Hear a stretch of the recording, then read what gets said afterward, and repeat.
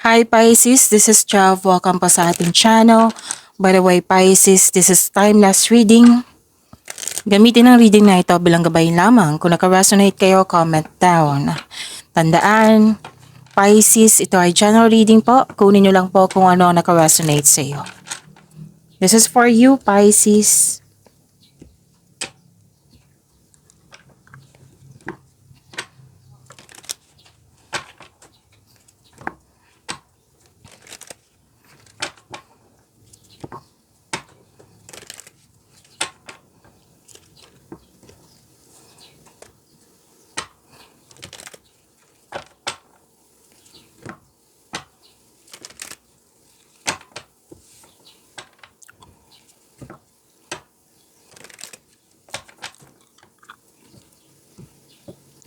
Para po ito sa iyo, Pisces.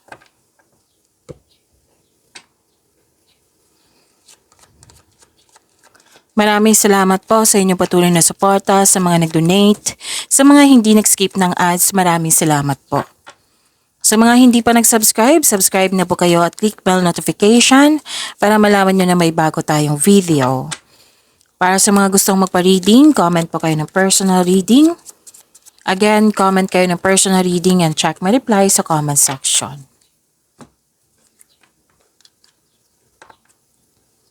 Wow!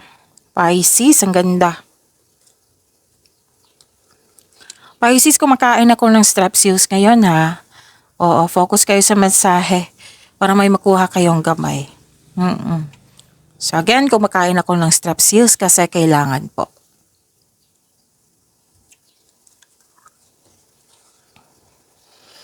Ang ganda, Pisces, you have the power, authority, and protection. May kausap ka dito, nag-uusap kayo sa malaking business or tungkol sa iyong career and finances. Dalawang card na mismo nagsabi dito na may parating na malaking pera, Pisces. Pwedeng opportunity na makapagbigay sa'yo ng malaking pera. Pwedeng maraming orders, kliyente, customer. Maraming benta. Transactions, cash flow. Prosperity is yours, Pisces. Kasi may nakita rin ako ditong harvest time. Pwedeng sweldo, pwedeng binayaran kayo sa binigay niyong serbisyo, pwedeng literal na harvest, pwedeng naging fast moving yung product nyo. So claim niyo po ang ganda, Pisces. Mukhang may na-miss kayong tao or naalala mo lang. Nagkaroon kayo ng tampuhan, space or loss of connection ito.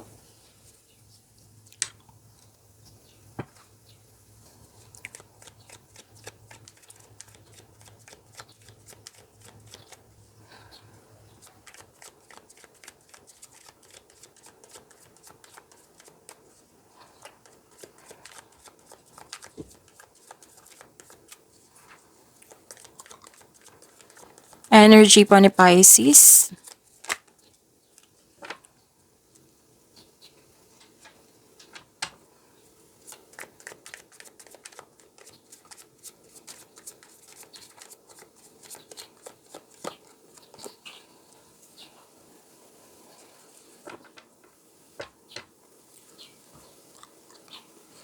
Kung may napansin kayo na repeating message, like for example, nanood kayo sa inyong monthly Gabay Tarot reading, second half of the month September, weekly Gabay Tarot reading at dito din. At may napansin kayo na repeating message, yan po yung pinupush ng card sa inyo na kailangan yung bigyan ng atensyon, solusyon, at aksyon kung maaari po. So, na yung energy ni Pisces.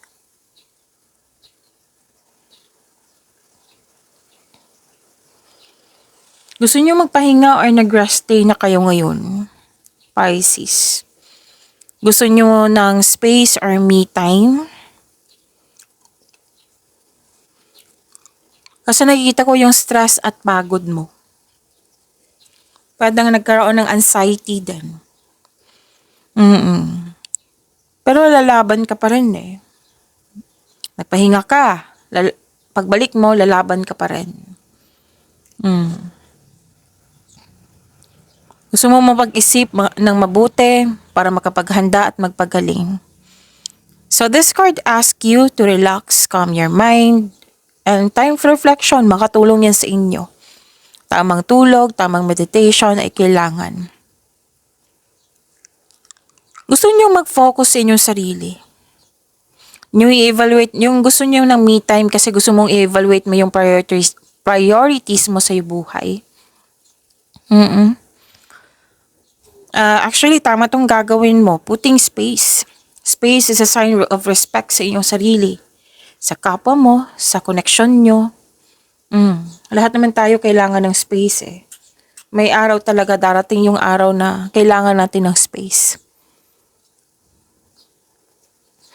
So, ang pagpahinga po ay nakapagbigay ng increased productivity and a healthier mental state.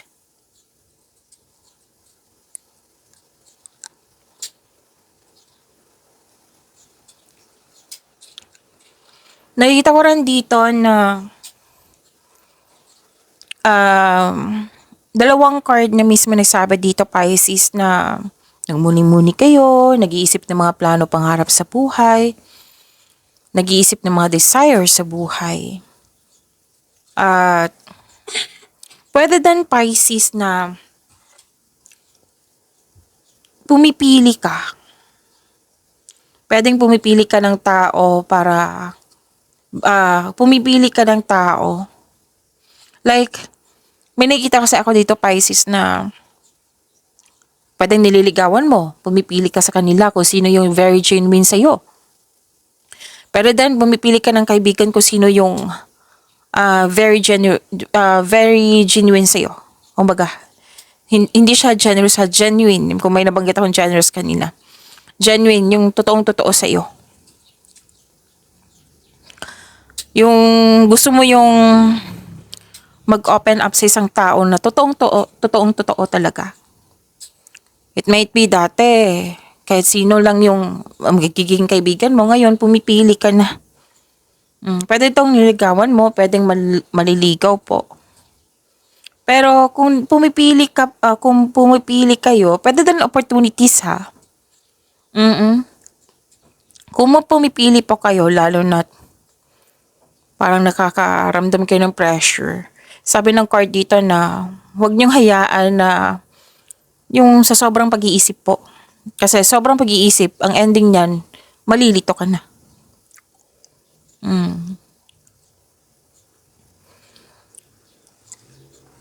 May advice na ng mga tao dito. Pwedeng ikaw to, pwedeng yung isang tao na concern mo. Na, again, iklaro ko lang. Lalo na sa committed dito, na may relasyon po. Kasi mukhang may temptation. Again, pwedeng ikaw to, pwedeng siya. Na mas piliin niyo po yung inner peace kesa sakit ng ulo. Alam niyo naman kung temptation, di ba? Pwedeng temptation to sa isang bagay, temptation sa isang tao. Kung committed kayo, piliin niyo po yung inner peace kung pwede po. Pwedeng kaibigan mo na nagkwento sa'yo, na concern ka sa kanya, na na-tempt siya. Kahit committed na siya, na-tempt siya. Pwede. And marami kayong ideas dito, lalo na sa career and money nyo. Kasi gusto nyo ng dagdag investment. You want na magkakaroon ng financial growth, kaya nagkaroon ka ng time para mag-isip ng mga plano or mag-isip kung ano yung papasukin mong badang negosyo. Basta po, gusto mo mag-create ng passive income.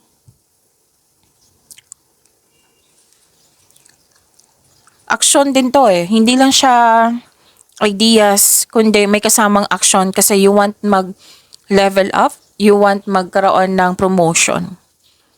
Okay? Pwedeng pag-level up din to sa relasyon ha, na pinag-isipan mo ng mabuti.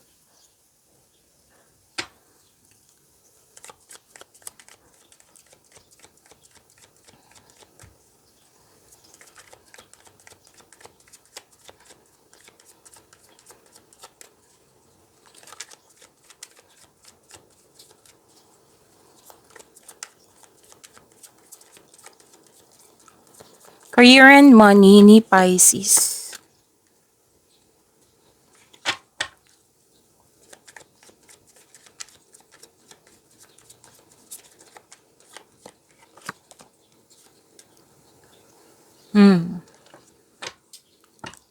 Bibigyan mo talaga to ng aksyon. Kung ano man tong gagawin mo, lalo na sa career and money mo. Kasi sobrang confident mo dito.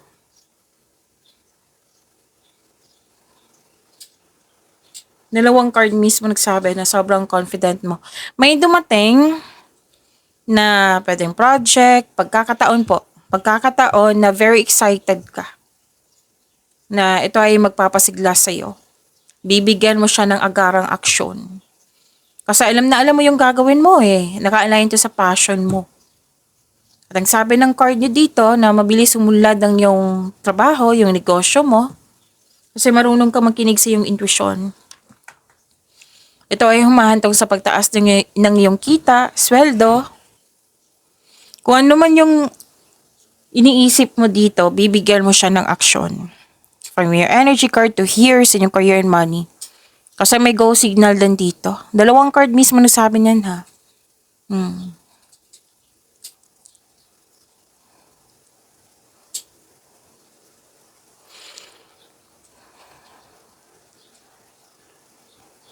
Dalawang card din nagsabi dito na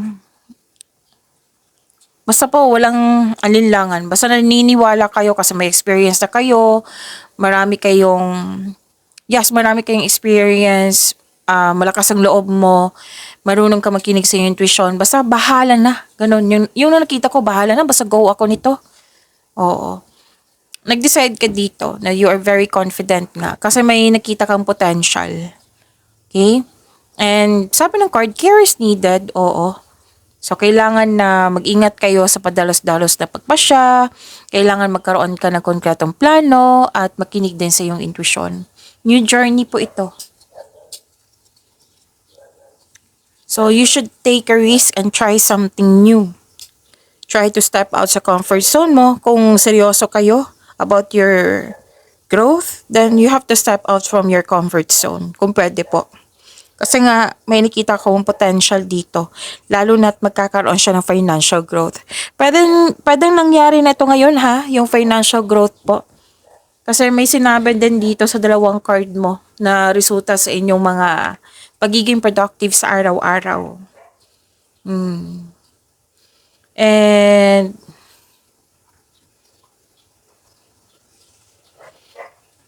alam mo talaga na nasa right path ako, may potential, so go na ako. Walang alinlangan. Yan yung nakikita ko.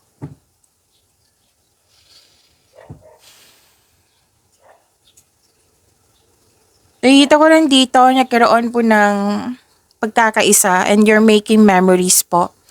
Mukhang may tinuturuan kang bata or mas bata pa sa'yo na nang siyang dahilan na motivate ka or natuwa ka. At lalo na may very supportive ka na group of people dito na nagbibigay sila ng motivation sa iyo nang siyang dahilan na magkakaroon ka ng focus sa pag-achieve ng goal mo.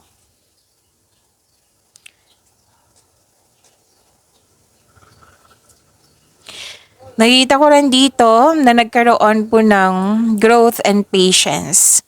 Malapit mo nang mabot yung goal mo sa buhay para tingnan yung resulta sa inyong sipag at tiyaga. Naghihintay ka at malapit ka na mag-harvest or nag-harvest na kayo kasi harvest din to eh. Okay, dalawang card na mismo nagsabi dito na ito na yung resulta sa inyong pagiging productive sa araw-araw. Nag-harvest na kayo. You're very close to see the tangible results in your effort or hawak yun na yung resulta sa inyong mga ginagawa. So, huwag kayong mag-give up. Okay? Be positive, stay patient and be grateful. Okay? Kung disappointed kayo kasi nababagalan kayo sa growth, nababagalan kayo or what I meant is disappointed ka sa current situation mo ngayon, na dapat ngayon na, mag-level up na ako ngayon. Pero alam mong proseso pa. Okay? Have faith, patuloy mo lang ang pagsisipag mo sa mga ginagawa dyan. Kasi sinabi ng card nyo dito na tsak naman na ma-achieve mo ito. Kailangan lang po na stay patient, instead na mainip or ma-disappoint, pag-unawa, pagtanggap at habaan ng pasensya. Okay? Kasi kung ma-disappoint ka, kung mag-create ka ng disappointment or anong tawag nito, yung naiinip ka, posible magka-create ka ng blockages nan eh. So, why not i-attract mo? So, dumating ka na, sana dumating ka na sa tamang panahon. Yun, positive affirmation. Kasi yan yun talaga nakakabuti. Magkakaroon ka pa ng positive energy flow. So, stay positive and be grateful.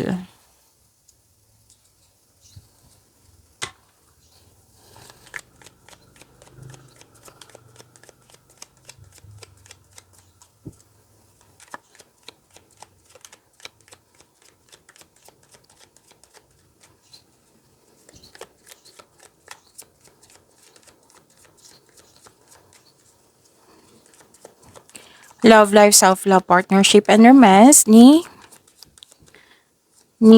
Pisces.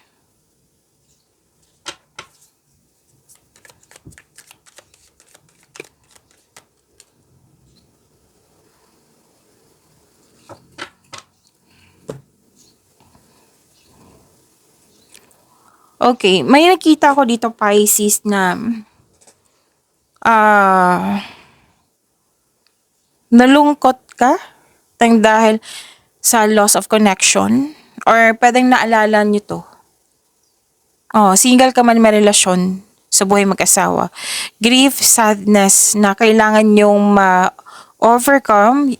You need to process your emotion. Oo. You have, kailangan na magkaroon ng healing. Kung kailangan iiyak, then do it. Basta, crying is a very healthy thing to do. It relieves stress, ease pain, and cleanses our soul. Kung pwede po, i-process nyo po. Don't worry, after nito, magkakaroon po ng new direction. Okay? So, kailangan magkaroon ng healing.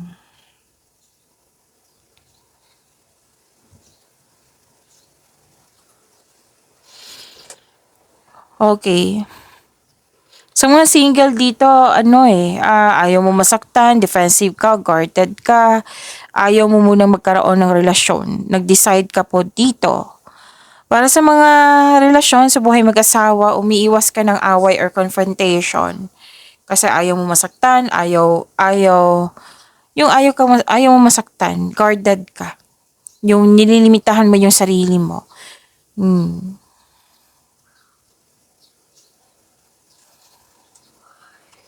And, nakita ko dito, nagkaroon po ng, sa mga single, dalawang card na mismo nagsabi dito, nag-alinlangan kayo mag-invest sa bagong tao. Pwede maliligaw or nililigawan mo na gusto mong tao. Basta nag-alinlangan kayo kasi, yun nga, yung sabi ko kanina na nagdesisyon kayo na wag muna. Okay, may masisinang pag-uusap kayo sa isang tao. Pwedeng person nyo to, matalik mong kaibigan, or family member. Basta po magkakaroon ng masinsinang pag-uusap.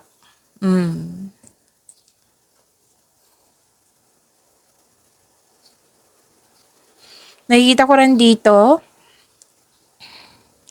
na okay, kung sino man tong bagong tao sa inyong buhay, kaibigan ba to, or maliligaw, or nililigawan mo, basta bagong tao po, na may sinasabi sa'yo,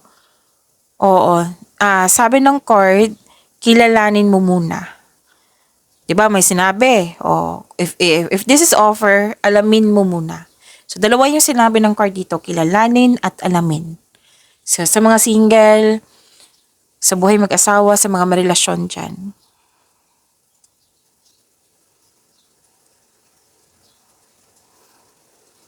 Okay, lahat kayo, sobrang hard worker nyo, nag-iipon kayo, kasi you're building stability, conserving resources. Nag-iipon kayo for the future or may specific goal kayo. Nagkaroon ng sense of stability. Gusto nyo yung secure talaga yung future nyo. Like for example, bibili kayo ng property o naging hard worker kayo, very focused kayo sa mga gawain nyo. May bigla ang pagbabago po, pero huwag kayong mag-alala sa pagbabago na ito kasi sinabi po dito na makatulong to sa inyong growth and expansion. Okay? May sikreto lang dito na malalaman nyo po. Shocking What I meant is, baka ma-shock lang kayo sa nabulgar na sekreto. Okay? Pagyamanin niyo po yung blessings sa binigay sa inyo. Paisi, see you tomorrow. Maraming salamat po.